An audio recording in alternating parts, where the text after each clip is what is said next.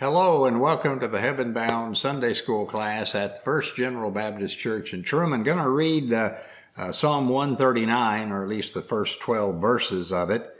Psalm 139, most people say, was written by David, although there's a small segment of people that say someone named Zechariah, not Zechariah the prophet that we know about from the Bible. But like I said, most people attribute it to David. Now, the psalm is generally divided into two sections. There's praise and lamentation, there's gratitude, and there's anguish. Now, we'll go ahead and read those 12 verses. O Lord, you have searched me, and you know me. You know when I sit and when I rise. You perceive my thoughts from afar. You discern my going out and my lying down. You are familiar with all my ways. Before a word is on my tongue, you know it completely, O Lord. You hem me in behind and before. You have laid your hand upon me. Such knowledge is too wonderful for me, too lofty for me to attain. Where can I go from your spirit? Where can I flee from your presence? If I go up to the heavens, you are there. If I make my bed in the depths, you are there. If I rise on the wings of the dawn, if I settle on the far side of the sea, even there your hand will guide me, your right hand will hold me fast. If I say, surely the darkness will hide me, and the light become night around me, even the darkness will not be dark to you. The night will shine like the day, for darkness is as light to you. Now, who would know better than David that God is omniscient, who knows everything, and omnipresent, resides everywhere at all times? After using his kingly authority and power to hide his sin of adultery with Bathsheba and his murder of her husband, God revealed through the prophet Nathan that nothing escapes the knowledge of God. The omniscience and omnipresence of God are major attributes that become quite discomforting or greatly encouraging. Learning that he couldn't hide his sins from God was quite discomforting in David's case. The same is true for anyone considering sinful acts.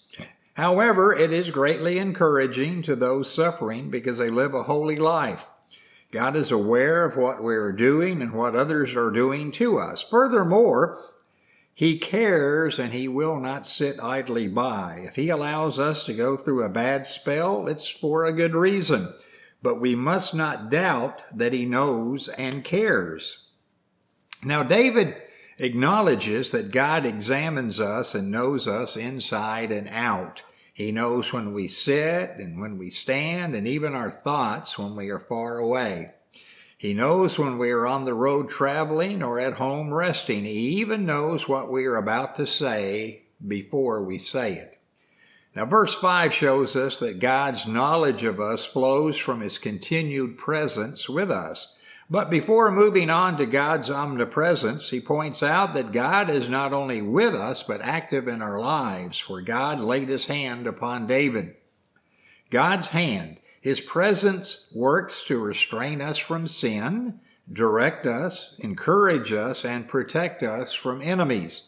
His hand is there to bless, not punish, and to build up and not tear down. Consequently, all this knowledge, although wonderful, is also overwhelming for David. The better picture we have of God, the more overwhelming and unfathomable he becomes to us. Who can truly understand the mind and the ways of God? God's Spirit is everywhere. As hard as we might try, we can't escape it. David discovered it through the prophet Nathan. Jonah found it through a storm and a great fish. And the prophet Balaam learned it from a talking donkey. David realizes we can't go high or low enough to escape God's presence. If we climb the highest mountain, he is already there. If we go down the deepest cave, he has always been there. But what about the sea? Even if David could take us on wings and fly to the uttermost parts of the sea, God is there. Notice that verse 10 indicates the purpose of his presence. It's not to catch us doing wrong, but to aid, to guide, and support us. But then David thinks about the darkness. He may have had difficulty locating his men or enemies in the darkness, but not so with God. Darkness and daylight are the same to him. God knows where we are in the darkest night and the brightest day. There's no hiding, no running, no escape from God. Therefore, those who sin need not run except to the altar. There's no need to deny or excuse one's sins because God was there when we sinned. There's only one thing a sinner can do. That's run to God and not away from him. We cannot run and escape his judgment, but we can run to him and experience his love and mercy.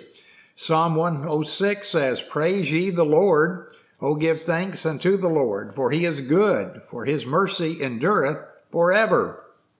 Now God's mercy is never ending. His love is unconditional. His presence fills the universe, and his knowledge is total and complete. So why would we want to run anywhere but to him?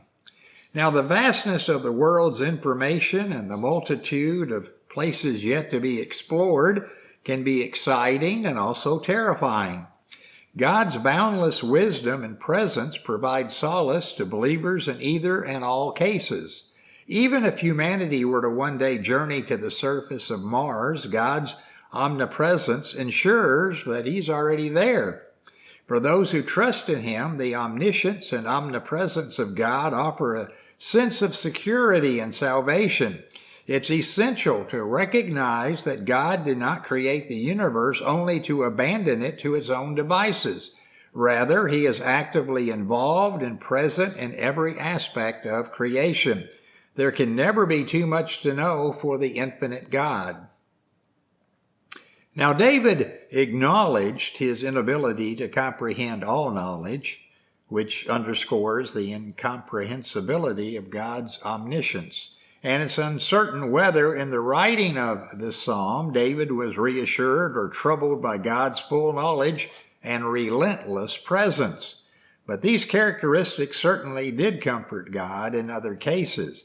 Like David, we might find ourselves in a situation when God's knowledge and presence make us uneasy, or we might unreservedly embrace these attributes as comforts in our present circumstances. In either case, we can strive to know God better and to praise him, offer him our confusion and anxieties, and ask him for help against all the evil that we encounter.